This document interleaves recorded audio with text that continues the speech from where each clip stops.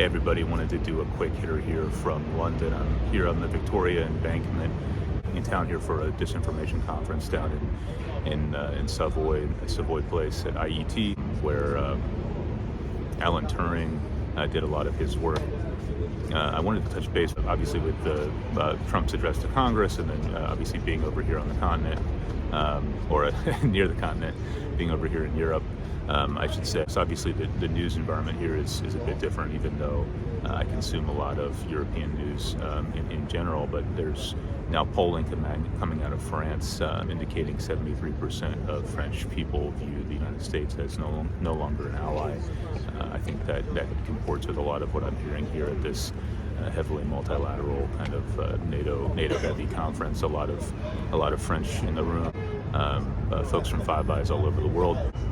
I think as Americans, we're totally underestimating at this point the damage being done by the Trump administration to our allies, our soft power relationships here in Europe and elsewhere, and we're going to have to come to terms with that here.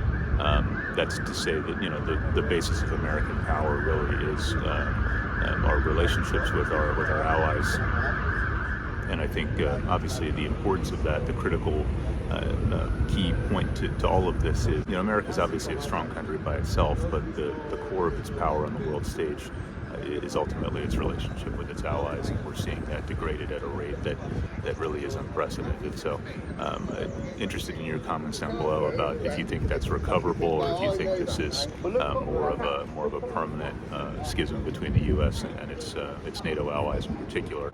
But certainly the damage being done has yet to be fully reckoned with.